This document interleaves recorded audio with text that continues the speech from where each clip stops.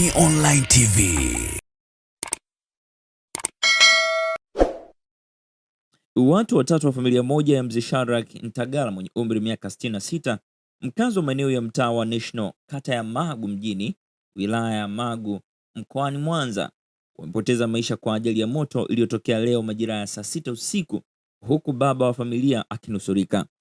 Waliofariki ni Mwakebete Matthew mwenye umri miaka 62 ambaye ni mke wa Ntagala, Liberete Ngwata mwenye umri miaka 40 ambaye ni dada wa Ntagala, pamoja na Neema Festo Kizinga mwenye umri miaka 18 ambaye ni mjukuu na mwanafunzi wa kidato cha 3 Magu Sekondari.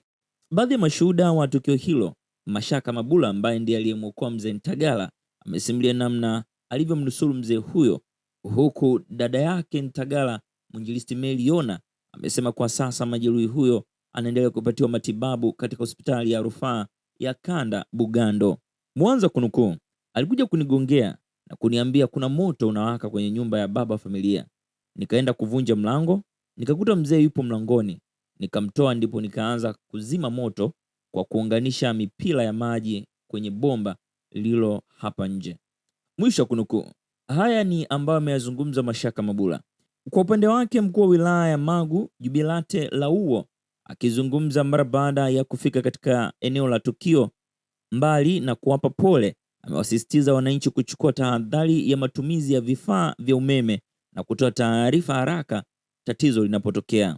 Kwa majina naitwa Mashaka Mabula, Mashaka Musa Mabula. Mimi nilikuwa nimelala usiku, akaja kunigongea mama wa hapo, jirani wetu hapo. Akaniambia hivi kuna moto humu unawaka, na mimi nikaamka sana kimbia. Akaja kuingia huko nikuta moto unawaka. Ndio nikamuita mzee sasa. Mzee ukanyaga mlango kaanguka, mzee kutoka na kuungua moto, ndio nikamshika mkono nikaenda kumosha hapo bombani. Moto ukazima. Au nikaanza kuzima moto na kutumia mpira hapo bombani. Naitwa Mwinjilisti Meliona. Tukio hapa lilipotokea ni kwa kaka yangu, ila wakati tukio linatokea mimi sikuwepo, nilikuwa kazini Nyanguge. Nimepigiwa simu saa 10 sema tukio lilisababishwa na shoti ya umeme usiku, na waliofariki ni watu watatu na mmoja yuko hospitali ya Bugando ambaye ndiye baba wa familia. Kwa hiyo aliyefariki ni mke wake ambaye ni wifi yangu, pia amefariki dada yake ambaye ni dada yangu pia, na pia amefariki mjukuu.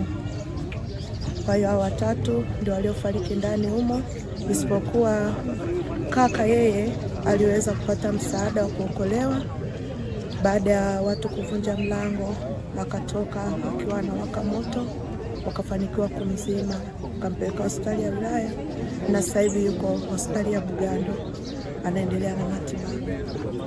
Inasemekana moto umeanza saa 6 usiku, lakini wamekuja kuona ilikuwa ni mida ya saa 7 usiku. Ndio wakaanza jitihada za uokozi mpaka hapo gari lilipofika. Walianza uokozi majirani, lakini baadaye ndio ilikuja gari la zimamoto likafanikiwa kuzima moto.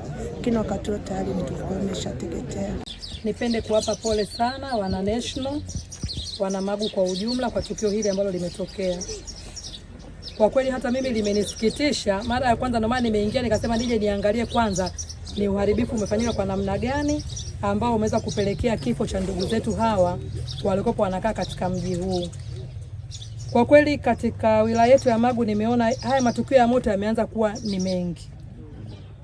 Mwezi wa 12 kama wengine wanakumbuka, tulipata matukio ya moto mbele kule zaidi ya 2, na leo tena nikasikia tukio la moto limetokea tena katika eneo hili.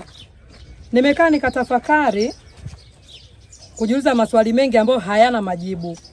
Lakini kikubwa nilichoweza kugundua mimi kama kiongozi, naona teknolojia imezidi kuwa kubwa. Labda ndio maana haya majanga yanakuwa yanaongezeka. Tunaona ni kwa namna gani wengine wanapata majanga, wengine inatokea kwa ajili ya gesi, wengine kama hapa ni umeme. Ndio maana nimemuita hata manager wa TANESCO yuko hapa ili tuweze kujua ni nini kimeweza kusababisha huu moto umetokea. Kinachotakiwa sana ili kuweza kuzuia na kukabiliana na haya majanga, kila mmoja aweze kuwa makini na kuweza kuelewa jinsi tunavyoendana na huu mtandao wa kiteknolojia. Yamkini uko kwenye familia yako, una eneo moja tu labda la kuweka chaji, unakuta mtu anaweka friji pale pale, TV hapo hapo, umeme anachajia simu hapo hapo. Sasa na hizi follow up za umeme wetu, huwezi kujua unakuja kwa nguvu kwa kiasi gani, labda unapungua. Saa nyingine tukiwa tumekaa kwenye majumbani kwetu tunaona umeme ukiwa unapungua, unakuwa hauna nguvu, tunaona. Ukija kwa nguvu tunakuwa hatuwezi kufahamu. Hilo labda ndio maana nimechakata kwenye akili yangu nikasema yamkini inawezekana hiyo imetokea katika mji huu pia. Kwa kweli kwa tukio lilotokea hapa nimpongeze sana kamanda wa zimamoto. Hili tukio nasikia limetokea usiku wa manane. Ila kwa taarifa alizoweza kuzipata za haraka, gari liliweza kufika na kuweza kukabiliana na huu moto ambao umetokea hapa. Sisi kama kuna majirani waliweza kushuhudia hilo tukio. Wangapi waliona gari ya zimamoto hapa wakati imefika?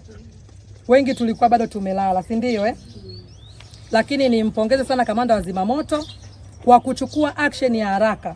Alipopata ile taarifa kwa kuna moto unawaka, aliweza kupigia wale wafanyakazi wa pale kwenye ile ofisi kuweza kuchukua gari na kuja kwenye eneo la tukio. Gilly Bonny Online TV.